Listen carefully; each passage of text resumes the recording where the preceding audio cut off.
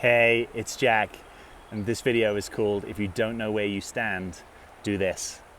Hey, my name's Jack Butler. Welcome to the channel. If you're new here or you haven't yet subscribed, just hit subscribe, tap the bell notification so you hear of new videos as soon as they come out. I'm a relationship coach and I release at least 2 new videos every week on relationships and personal growth. This is an awesome and vibrant community. I'd love to have you part of it. So just hit the subscribe button and tap the bell notification so you hear of new videos.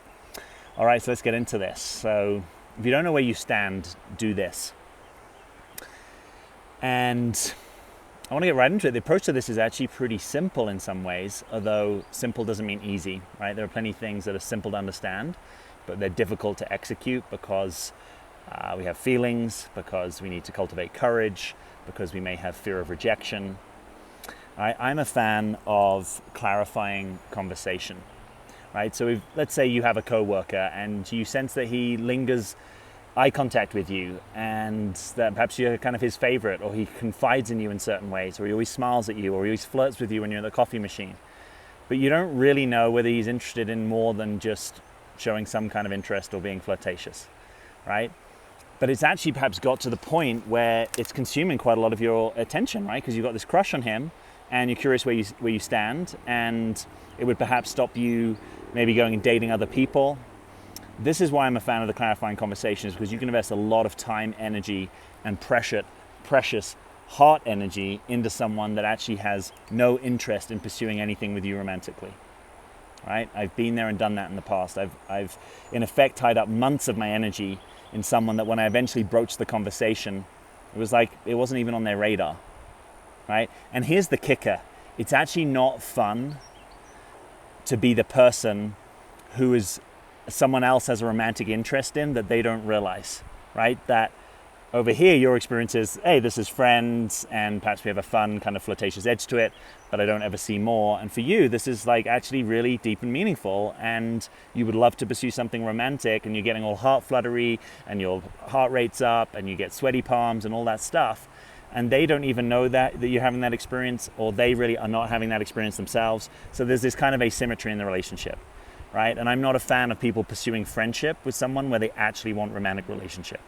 Much more of a fan of you downshifting, right? Or getting clarity in the friendship that it is just a friendship, and maybe deprioritizing attention there and prioritizing attention on the thing that you probably most deeply want, which is an intimate love relationship with someone that wants that with you, right? So this is why we call this clearing your field, right? You clear up the energy in your life, you clear up the ambiguity, you clear up the friend that you've never actually found out could there be more. You clear up the, oh, if we were perhaps intoxicated or on a Saturday night, maybe we would have something physical, right? We'd have a makeup, or we'd hook up in some way, or I'd be open to that, and I don't know if they would be, right? If any of that's kind of running in the background, as sobering as it might be, I would encourage you to have a clarifying conversation. We sometimes say in this community, sober is the new sexy, because, why waste all that time and energy on fantasy when you could be in reality with someone that actually wants to be in a relationship with you? So how do you have that kind of clarifying conversation? So I want to say that the doing it is more important than the how, right? So you might have heard this expression that done is better than perfect. And I think it applies in this context. So I'm saying that up front because I might give you some ideas here. I might even give you some sample language, but that's what I would say. And what I'm most interested in is what would you say, right? I'm not trying to be a substitute for your authenticity. I'm trying to help you cultivate your own authenticity. And this is one area where being fully authentic and revealed is really difficult. And so good enough is good enough, right? Even if you just blurt out at some point, hey, I wonder, do you have feelings for me? Or I've been really interested in getting to know you and I'd wonder if you'd want to get to know me more. Right? Or I sometimes wonder if there's more here than friendship, right? Or what are your intentions for me? Or do you ever think about taking me on a date? Or can I take you on a date? Or I would love it if you would take me on a date, right? Any and all and none of these variations is perfectly fine, right? You don't have to do this perfectly. And here's the thing. If the guy is genuinely interested in you, or the person is genuinely interested in you, you don't have to make a perfect communication, right? If you stutter, stumble, feel inauthentic, feel shy, say something that's not quite the full representation of what you wanted to say, all of that is just good human stuff. and it doesn't make the right guy into the wrong guy, right? It's not like, oh, I had a crush on you for 2 years, I've been waiting to ask you out, but the way that you had the clarifying conversation with me turns me away. When that's happening, even if the guy were in his own subjective narrative, that is the way that you held the conversation that had him turn away, I think he's probably deluding himself a little bit, and normally that's a defense against a deeper truth, which is, hey, maybe I'm shy and nervous, or maybe I am interested in you, but I don't really want a relationship with you, like it's just a more sexual interest for me. Or maybe I'm not interested in you and that feels awkward because I know that you're kind of interested in me. There's all sorts of things that could happen there. You don't need to worry about that. You need to worry about, is this guy a 0 or is he a 1, right? Now, 1 doesn't mean that it's going to work out happily ever after. 1 doesn't mean that he's necessarily going to become your boyfriend or your partner or your husband, right? A 1 just means it's someone that is a potential good person for you to explore longer term relationship with. Right? A 1 is someone that wants to show up and be in relationship with you, that is interested, that is coming towards you with a clear romantic intention, that they want to pursue dating you. And you can waste so much time on guys that are 0 or 0.1 or 0.25 or 0.333 recurring, and they're never going to be a 1. So in my system, I keep it simple. Anything below 1 is a 0, right? Anything that's not, I'm wanting to pursue a relationship with you, and of course that you're interested in pursuing that with me, is a 0, right? It keeps us from spending all this time on 0.2s and wondering, well, how do I turn him into a 1? Maybe if I said this, oh, maybe I said the wrong thing, maybe I turned him away, right? All this noise and narrative and over-personalization, right? If a guy is interested in you, something about that is actually impersonal to you, right? It's that he's in a stage in himself that he wants to pursue relationship, right? Not every guy at every stage wants to pursue relationship. Nearly all men at nearly all stages will want connection, right? But that might look like I want a companion, right? Or I want a best friend, or I want a best friend with benefits, or I want a lover, right? Or I want a lover that's geography specific, right? Hey, when I'm in London, I'll give you a call, right? Or hey, if you happen to come to Australia, let me know. Or if you're going to be on the west coast of America and that's where I live, hit me up, right? That's all one thing, but we're talking about a clear and consistent romantic energy in your direction, right? That I actually want to see if we could become partners. That's what I'm calling a 1. Everything else is not that. It could come around in a different season, right? You're holding that firm boundary could wake a guy up that's suddenly like, oh yeah, actually I've been treating you kind of casual, but that's actually a little bit of a de-escalation of intimacy on my own part, because really I do have these feelings and I haven't let myself fully acknowledge that, and I've perhaps been a bit afraid to pursue you, right? Or maybe I have a story that you're out of my league, or that you're unavailable, or that you're interested in Johnny, and that until that's clarified I can't come and tell you that I'm interested in you. All sorts of things could be going on there. But do you get the flavor of this? It's like the right relationship has a robustness that someone can hear that you're interested in them, and you could say it in the most awkward, shy, painful, excruciating, circumlocutory way, and it's still okay, right? It's still okay. Rather than you're investing so much of your time in narrative and contextualizing and recontextualizing why he may or may not be showing me interest, or it's like that's a lot of lack of presence, right? That's a lot of mentalization, right? Getting lost in your own thoughts and ideas to actually protect you a little bit from the simplicity of reality, right? Sometimes there is a simplicity. Are you interested in me, right? You don't have to put a ring on my finger. I'm just asking, are you interested in me? Do you want to get to know me? Do you want to take me on some dates? It's like yes or no. And even accommodating, right? So there's maybe a small percentage of guys for whom that's a big deal, right? They're super shy perhaps, or way introverted, or they're pretty secretive when it comes to their desires. They're not forthright. Okay, so even accounting for that, right? At some point, that guy has to make it clear that he's interested in you, either in word or in action.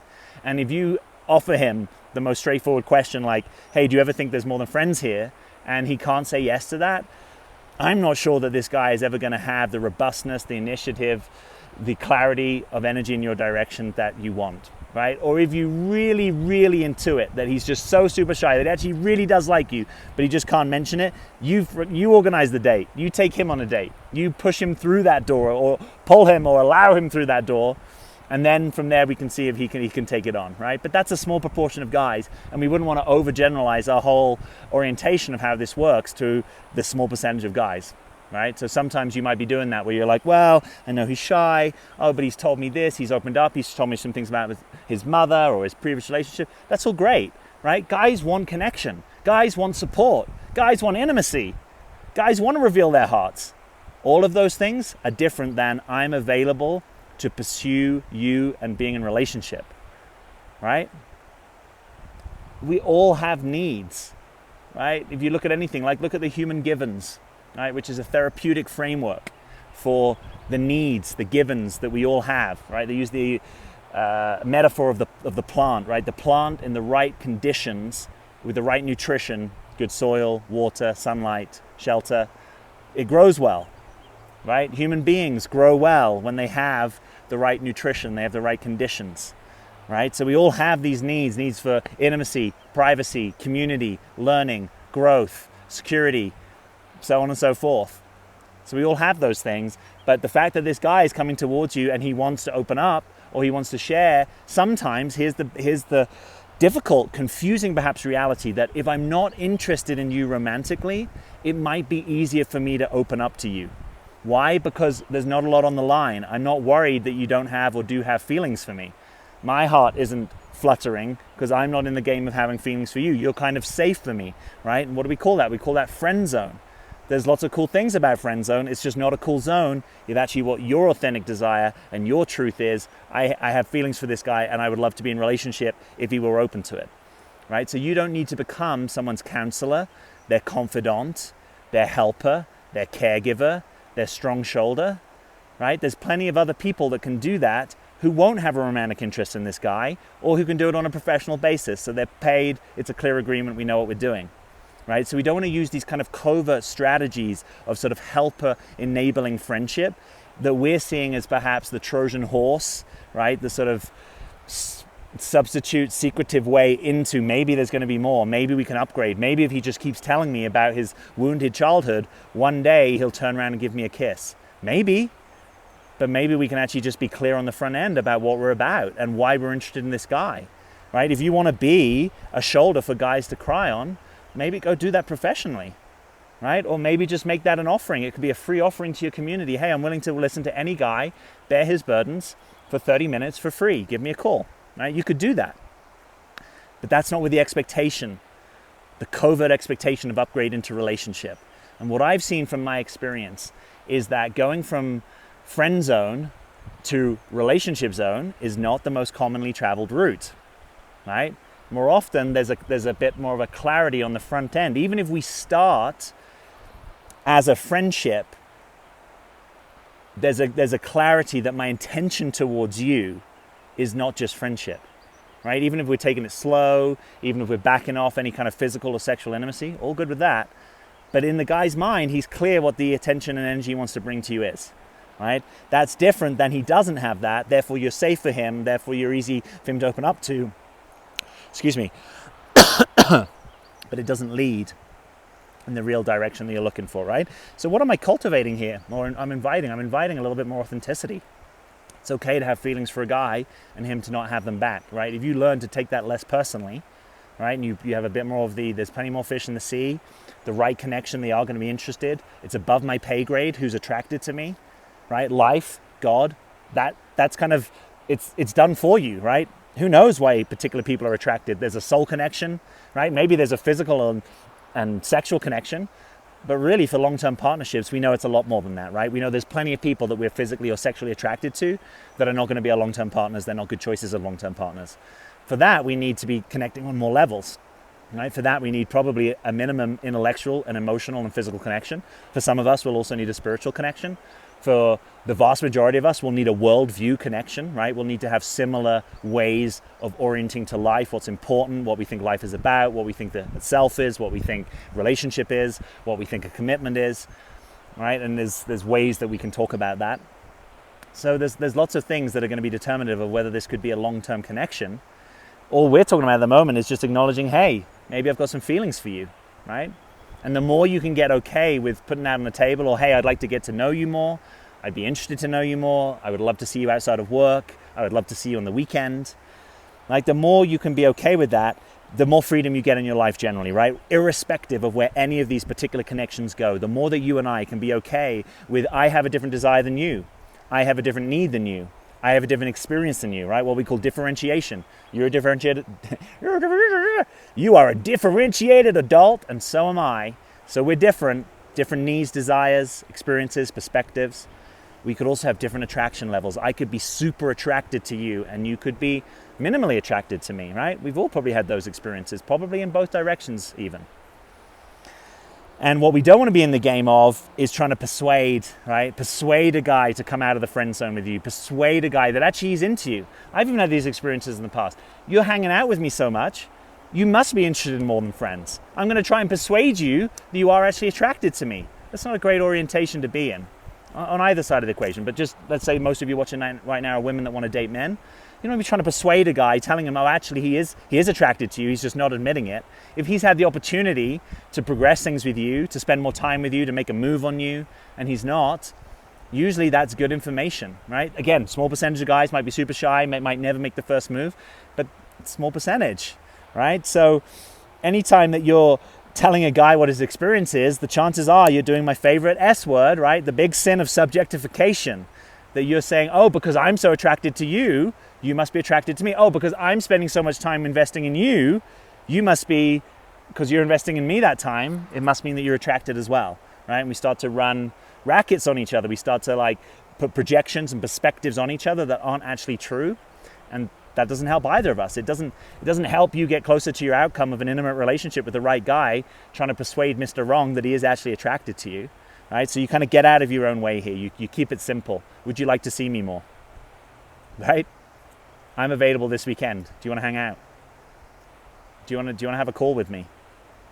Right? And if you've made one or even one or more overtures and the guy isn't interested, I would downshift contact and move on, free up that energy, right? That's why I talk about the power of clearing your field, is that energy can be available for other things, including the thing you actually want, right? Which is a committed romantic relationship, or at least a connection that can go somewhere, right? So the more energy we have available for that, the fewer, oh, could it be him? Could he be interested? Of course, there's something alluring about having lots of different connections where it's like, maybe it could be this. There could be a fun time of life where you have a few light connections with men. You don't know if it's going to go somewhere, right? That could be very arresting. But when we get a bit more serious about, I'm ready for a real relationship, right? I'm ready for the right guy to be in my life, then that's not a great strategy. The downshift strategy tends to be more powerful. Removing and eliminating people from your field. You don't have to be unfriendly. For some people, you may not have enough history that your way of downshifting or even going no contact is like, I'd never speak to this person again, or if they called me, I'd be unkind. It can just be I think fondly of you and I'm out of touch. And I'm regrouping that energy and I'm reprioritizing it towards the thing that I really want, right? That's the power of goal setting. That's the power of intention. It's the power of singular focus. Is my radar is attuned to the thing that I want. And anything that's not that, it's not a 1, it's a 0, right? So we try and keep it simple. There's so much that gets talked about, played about, mulled over, lost in kind of reminiscing and reflection and analysis of these 0.2, 0.4, 0.6 guys. And it's difficult because you're attracted to them, right? Or you want something reciprocated. Or maybe you've even made a poor decision in some ways and you've allowed yourself to become attached to a guy that actually is not showing up for commitment, to a guy that's actually not prioritizing you, and to a guy that's not pursuing you romantically, right? That's difficult, but you've got to learn how to detach or remove the bond there in service of, let me actually get clear and real about the thing that I want. This is actually it's sort of reallocating the way that you experience reality, right? You can bring more higher head center in, right? Higher head center is clarity, into higher intuition, illumination, brilliance, right? Where you see clearly what's going on. If you've been allowing everything to be run from your lower emotional center, right, the reactive heart, right, where everything is invested with meaning, everything I take personally, everything I have a story about, what it is, I'm in false hope, I'm in up in the valleys of false hope, down into disappointment, expectations, down into disappointment. I mean, that's not the best place possibly, just as a curiosity, to live your life from. And this is outside of the realm of relationships as well, right? When you learn how to do this, you get with the program, fewer stories, more seeing, more objectivity, more clarity, more sobriety. You actually get to have a better life. You find that your life isn't just, bouncing from one reactive emotional experience to the next. You're more centered in yourself. You're actually more available to hear the truth from a guy. I'm a big girl, so to speak. If you're not into me, that's totally fine. That's your prerogative. I super respect it. I just want to know. Because I'm not going to be investing, right? Because I value myself, I value my time, I value my attention, and I'm clear what I want. I want a long-term relationship with a guy, that I'm not going to be investing time and energy that is predicated upon this relationship could go somewhere. So I'm just kind of clearing up that covert tactic. Some of you might be investing just time and energy in the hope that it could go somewhere, where actually all the available data is that it isn't. But you're still in this, maybe one day, could he? Maybe he'd ask me out. I mean, he's only known me 17 years. Maybe he'll make a move, right? And you might think I'm joking when I say that. And okay, I'm being a little bit playful in this moment, but I'm also being really serious because I've coached into this territory a lot. And I know how much pain is present for people that hang on attachments that aren't actually going anywhere, right? So they're attached to the idea that it could go somewhere. They're attached to the idea that the guy could change. They're attached to his potential. They're attached because they're actually work colleagues having a great collaboration, but he doesn't have the intention of making you his partner, right? All guys pretty much, I think, unless they're in a relationship or there's a reasonably high level of self-reliance or avoidance, or they're just pretty woken, right? Woken up. All guys are going to like your support, right? All guys are going to like you showing up, helping them, cherishing them, giving them love and attention, right? Because they're human and they like that. And nearly all guys like connection and attention from women, right? If that's the direction of their attraction, right? So let's just be clear about those things. So the fact that he's receiving those things from you doesn't mean that he's going to make you his girlfriend someday or he's going to be available for a relationship. He's just liking the fact that you're bringing that attention. And maybe you guys have a great connection. Maybe he thinks amazing things of you. Like you're smart, interesting, fun. He loves having you around. And for whatever reason, and he may not even be able to articulate this to you, he's not making that move on you because he doesn't orient to you romantically. He doesn't feel that kind of sexual aliveness or connection or attraction or soul attraction, the thing that has a guy want to step into that. So that might be really difficult to learn. You might have some sunk costs, right? Damn, I've invested a ton of work and energy in this guy and he's friend zoning me and I'm hanging around, lowering my own sense of self-esteem, lowering my own trust of my own intuition, right? These are the consequences of hanging around a guy that's not interested in you. Wondering if something might be different, right? False hope, right? Rather than getting with the reality of the evolutionary process that things do improve, there is a real hope at the core, I believe, and in my experience of the universe, that things, even if there's sometimes 2 steps forward, 1 step back, even if it's sometimes 1 step forward, 2 steps back, the real hope is not the one that you generate from the mind, right? The real hope is I can see how things are getting better. I can see how in the world fewer people are existing in poverty over time, right? I can see the advancements of civil rights in the world, even if they're sometimes compromised, even if locally, contextually, there are huge issues still, right? There's a kind of evolution that happens, but it's not based upon my mind-based ideas of a guy one day turning around against all available evidence, against my own intuition and trusting myself, that someday he's going to love on me in a way that he doesn't currently, or someday he's going to look at me romantically in a way that he doesn't currently. If that's going to happen, let him hit you up after you've gotten on with your life, right? Let him come back with that clarity of energy.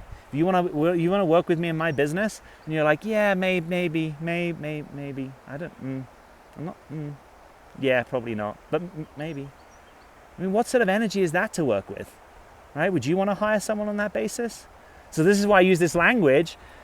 Does he want the job? And I'm not saying you're a job, that you're hard work or anything like that. I'm just saying, does he want to show up for this thing called building the relationship, investing in you, prioritizing the relationship, building connection, working on intimacy, relaxing defenses? I mean, relationship these days is a big deal in the sense that most of you, if you're watching this right now, you're interested in a more conscious style of relationship that's going to wake you up, that's going to work on your edges, relax your defenses, heal your wounds. That's a little bit more work than some of us were showing up for historically in relationship. Right? Whereas a little bit more, you have your role, I have my role. If I'm going to protect and provide, that's what I'm doing. Now, I'm not diminishing that there's a lot of energy that can go into protection and provision. And sometimes I think we haven't honored the healthy side of that expression. But that's another conversation. For this conversation, what I'm interested in is where are you investing your precious time, heart, concern, and care? Right? And for a lot of you, I know you have that in buckets. It's beautiful. And it should be respected, firstly, not by any guy, by yourself. That you acknowledge the energy and intention that you can bring to someone, and that is something precious, and you're not just going to give that lightly, right? You're not going to withhold it like it's like, oh, this is the prize, I'm the prize, you've got to jump through all these hoops. We don't need to get into a game about it. It's just really valuing something, right? When you really value your car, you don't tend to park it in the place that you think it's going to get damaged, right? Or when you really value someone, you tend to remember when their birthday is and you send them a gift or you give them a call, right? There's a real way of valuing something, not manipulation, not games, not false self-esteem, not I'm a high value woman based upon something that a dating coach said on a video who doesn't perhaps understand the real value, the intrinsic uniqueness and beauty of you as a human being. You don't have to justify it. You don't have to do a thing for it. It's already there. You just have to recognize it and honor it and put it at the heart of your life. And when you do that, what will show up in relationship for you will probably look different, because you'll have a much easier time being like, you know what? This is a non-starter. Thank you. I'm moving on. Hey, you're only interested in pen pal. That's totally fine. Plenty of women on dating apps will do pen pal with you. I don't need a pen pal. I'll let you know if I do. Thanks. Or, hey, you've been writing to me for 3 weeks. You've never suggested a date. It's kind of getting a bit boring to me. I really want to be in connections where they might go somewhere. Do you want to take me on a date? Will you ever? Okay, he's now gone silent. I could spend days wondering, did I say the wrong thing? Should I have been nicer? Should I have been kinder? I can just realize when a guy comes towards you with the clarity of intention that you're looking for, these questions aren't even on the table, right? When a guy, I'm just going to say it again, when a guy comes to you with the clarity of intention that you are looking for, and in your feminine intuition, you know how to recognize. I really believe you know how to recognize this.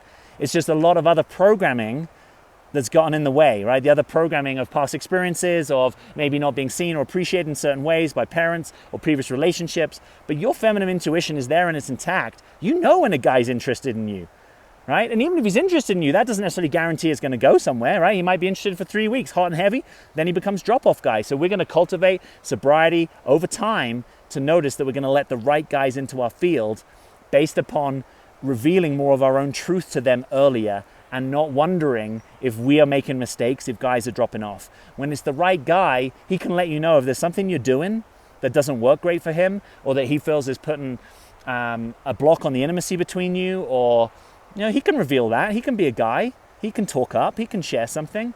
So let's just drop this I did something wrong narrative and replace it with, is the guy actually coming towards me with the right intention? And if we play with that subset of guys, you don't have to be on eggshells. You don't have to worry so much about doing something wrong. Let life take care of it. Push it upstairs, right? That's what I say. When it's above your pay grade, push it upstairs to life, universe, God, however you think of that. Let it be decided, right? If the guy is going to have a draw to you over years, right, which is kind of what it's going to take to be in a long-term relationship, let it be revealed. It's not even his responsibility in some ways, right? His responsibility is perhaps noticing what's true for him and acting upon it in your direction. But he doesn't even get to decide that in some ways, right? Maybe you could say he does because he can make a commitment and then he can stand behind that commitment. I totally get that perspective. But there's also some magic and mystery in who we're drawn to and why that I don't think you and I can fully know. And that's what you're looking for, is someone who's drawn to you over a period of time. So you can put aside, did I do this? Did I say that? Did I do the right thing? Of course, be as conscious as you can in your communication. Practice revealing. Practice being authentic. Practice getting with your defenses, relaxing them, naming them, being able to bring them into the conversation. Do your work around your attachment, ideally with a partner that wants to do that work with you. All great stuff. But this sort of notion that every little moment, did I do this? Did I do that? Did I say this? Did he like me? Is he becoming distant? Huge over-personalization, huge waste of your energy in some ways. I don't mean to be harsh about that. I mean to say that in the most loving way. Like, my love for you has me want you to not be putting your time and energy into that, because I know it's distracting, it's preoccupying, it makes you less regulated, it makes you trust yourself less, it dysregulates your nervous system, it disconnects you from your intuition. Huge consequences for you taking things more personally than you actually need to. When the right guy in the right season is coming towards you in the right energy, you will know it. And that's what you're looking out for. And it takes patience. It might take more patience than you've had. That might be the thing that you're cultivating, because you've often jumped on something. Well, maybe this guy, or if I've just kind of put enough attention on him, maybe he'll love me. Maybe he won't leave me, right? That's not the basis that we want to constellate something on. We want to constellate something on, there's really something here. There's a thread between us that just we keep both wanting to come back to, right? We don't know necessarily whether that means we're going to be long-term or medium-term, but we at least know that we're up to bat. We're on the board, we're playing, we're not just talking. I used to play a ton of soccer at a reasonable level. I love the sport. If you're not going to come on the pitch and play soccer with me, can there be a commentator? Can we commentate on a non-happening match? That doesn't really make any sense, right? We need to actually play. So if the guy is only very rarely willing to be on the pitch, and then maybe he is, but then maybe he drops you for 2 weeks, then he texts you, how are you, honey? Pretends nothing's there, has happened. Come on, you know better than that. I know there's a part of you that is picking up what I'm saying right now. That's my intuition. And we just need that part to be given more voice and presence in your life, and the voice of smallness and doubt, the voice of inner critic, the voice of maybe you need to accept this one because a better one won't come along, or you weren't loved in the past, so if this guy's showing you some kind of love and attention, maybe that's good enough. Let us root out those voices of scarcity. Let us honor our preciousness, our uniqueness. You are unique in all time. History and geography, there is no one like you. There is no one like you, right? Let's fully honor that. You may not experience yourself that way every day. Maybe I can be the steward of your self-belief until you have a daily experience that is true for you. That's what I want for you.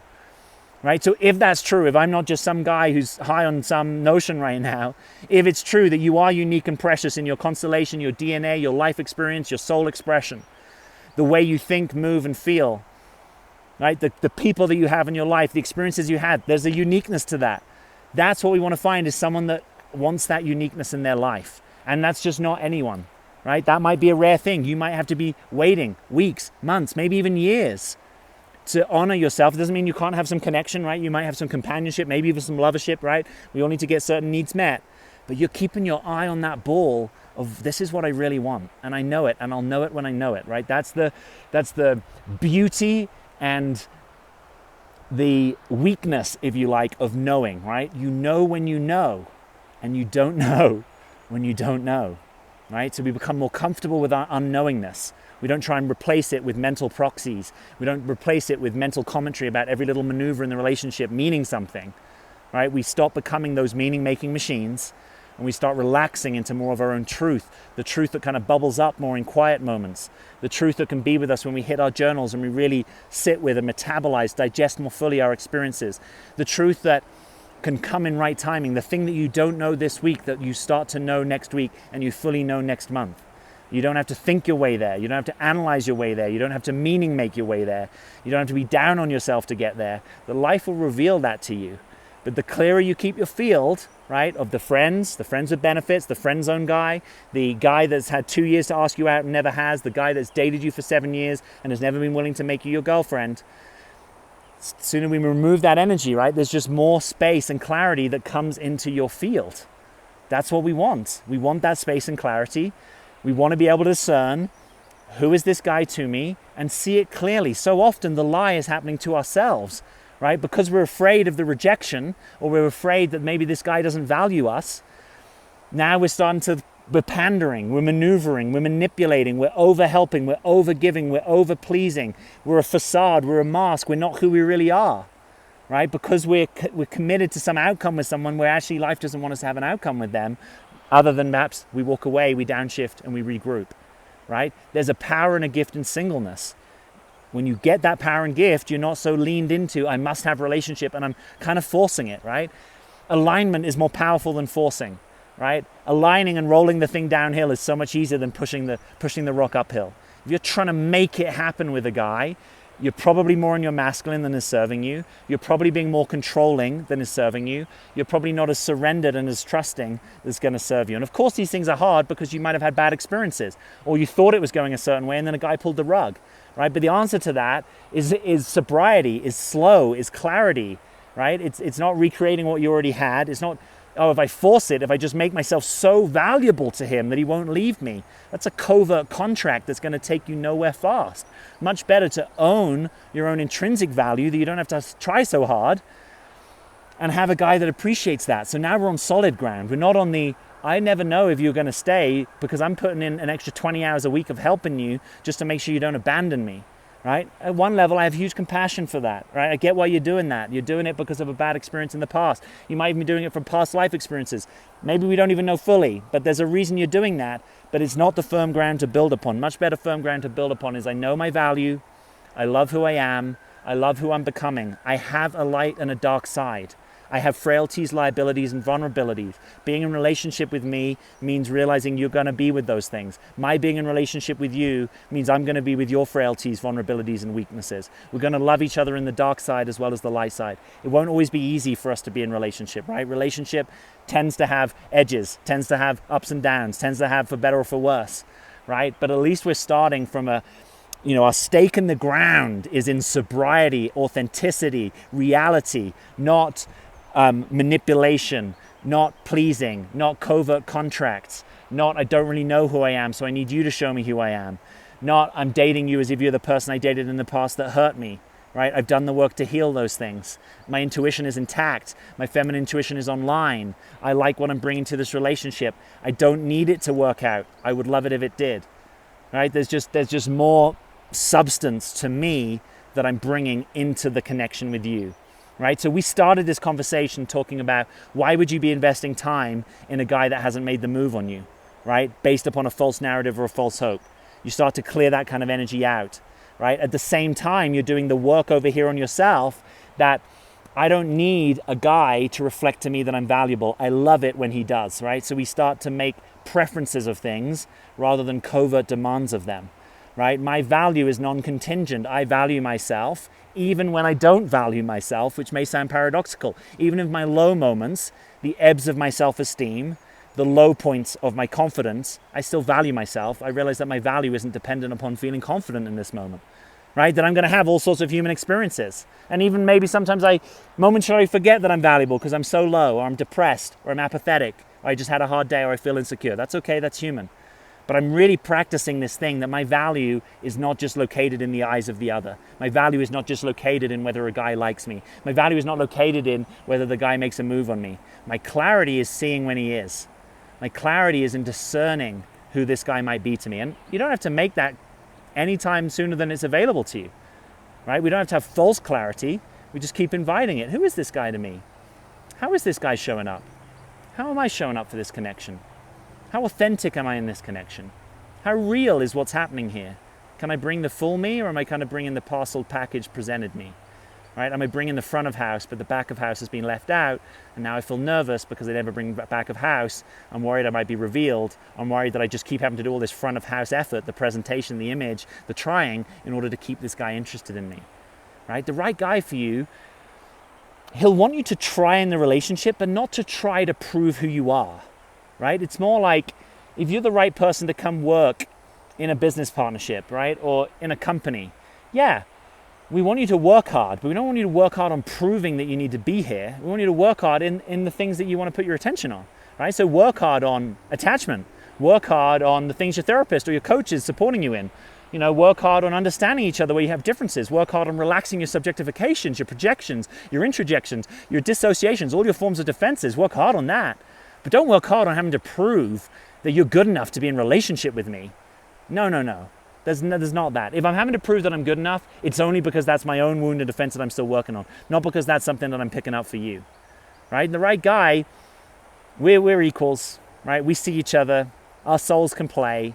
We don't have to justify our value. We don't have to put on amazing dates all the time. We do that because we love to do it, or we want to do it, not because we're trying to keep proving ourselves to our partners, right? We graduate from that game. Let other people be involved in that game, right? Your game is, I'm going to be me. I'm going to practice me. I'm going to bring me more fully into the connection. And when I do that, the more I bring me more fully, the more you see me, the more you appreciate that, the more you bring you more fully. We're in the upward spiral of mutual authenticity rather than the downward spiral of mutual self-presentation, self-image, and games, right? We're actually doing something real here. We're mature adults. We're using relationship to mature us. So sorry if this sounds a little blunt, but I've had a crush on you for a couple of months, and I'm wondering, would you like to go on a date with me? Do you ever think of me romantically? Right? It's sort of like sorry, not sorry. Like if I'm binding up my precious heart energy in an interest in a guy and I don't know where I stand, I'm going to clarify where I stand. I'm going to let you help clarify where I stand. But I'm not going to shy away from that because life is precious. Energy is precious. I don't need to keep investing in a story about who you could be to me. I'm going to get out of that mystery and into the reality, and I'm going to find out. And by the way, if I'm not going to do this, my assumption is actually going to be that you're a 0, because normally when a guy is a 1, he lets it be known. He makes a move, he comes towards, he explores, he shows interest, he takes action, right? So if you're not going to be having the clarifying conversation, either because that doesn't feel appropriate, you don't have the courage for it, doesn't feel like it's the right timing, your intuition is not available, it would be awkward perhaps for you on the other side if you've still got to see this guy every day at work or whatever. I would still prefer you sat and burnt through that awkwardness, honestly. But if you make that decision, then you've got to go to the second strategy here, which is he's a 0, not a 1. You can't be in that, I'm not willing to have a clarifying conversation and I'm going to sit in the pretense that you're a 1. That doesn't make any sense to me. And I'm not sure that it makes sense to you as I'm explaining this to you, right? So the default is, oh, he's a 1, he just hasn't, sorry, the default is a 0, and if he is a 1 at some point, I'll know it, right? Because why? He'll reveal it. He'll ask me a question. He'll take me on a date. He'll back channel that he's interested to me. I'll have some evidence, at least to suggest that he could be a 1. I'm not going to label him a 1. But if none of that's forthcoming, why would I waste my time locked up in this thing? And reasons why you might do it is because you have a frustrated love object, right? And I've talked in some videos about this. There's a frustration pattern, frustration background to your life. So you like to find love objects that are out of reach, right? You don't actually want your thirst to be quenched. You want to stay in a state of thirst. Now, if that's conscious, all the power to you. If you really love that experience, some people love the not knowing. They love the, ooh, maybe, could be, don't know. Most of us, I think, actually prefer to be in a secure love relationship, right? So just make sure that opportunity cost is one you really want to pay. But most of the time, this is all happening unconsciously, right? It's not I'm consciously being with my frustration. I'm constantly noticing there's an oasis in the desert and I'm choosing it. It's actually that my background experience of life is frustration, like there's an oasis in the desert and I never get to quench my thirst. And you are just the latest string of either emotionally unavailable guys, emotionally available, unavailable guys, or guys that don't make a move on me, or guys that friend zone me, or drop off guys, or ghoster breadcrumb guys. You fill in the blanks, but you're just playing into my pattern of unavailability and frustration so that I can confirm a belief that men are unavailable and I'm going to be frustrated in my love life. And if that's going on for you, I want you to wake up from that. Right? Because you're cheating yourself of the opportunity to have a real relationship. And you're possibly cheating yourself from the sobriety and sometimes the hard work of a real relationship, right? Much easier to have, the mind's eye image, the fantasy of the love story, right? I get to control that rather than actually be in the bread and butter of a relationship with someone that sometimes is sobering and difficult and challenging and we don't even know what to do, right? So I want you to have that bread and butter sobering challenge. I want you to have that love relationship. And the way to do it is not to shy away from having the real and authentic conversations with someone. So I hope this has been useful to you. Please, if you haven't, subscribed to this channel, right? If you've stayed this long, you get that this is not tricks, tips, or gimmicks. This is kind of real stuff as best as I can give you. I'm not saying I'm giving you the whole truth here. I'm just giving you the best of what I know. But I would love to have you with us for new releases. You'll also get notified when I go live. And we have a fun time when we go live, right? We often regularly have over a couple hundred people, tons of questions. I'll sometimes go live for hours on end to get all your questions answered. So make sure you subscribe to the channel for that. Please give this video a like, right? Please give this video a like. And if you're listening to this and you're like, you know what, I do have a guy, but I'm not sure, Jack. I don't actually know if he's a 0 or a 1. He's definitely interested in some ways, or we have a connection, or we've gone on dates. Download for free my He's Your Guy checklist. It will be the first link beneath this video in the description. It's my way of helping you. It's simple. It's 9 points. It's an ebook, and you can run any guy through these 9 points of the checklist. And if at the end of that you're not clear, okay, then I would say you are on the side that he's a 0, right? Because this is more like showing if the guy's a 1, he has to pass these things in the test. So let me help you. Click on that He's Your Guy checklist, like this video, subscribe to the channel. My name's Jack Butler. Thank you so much for being here. I'll see you soon.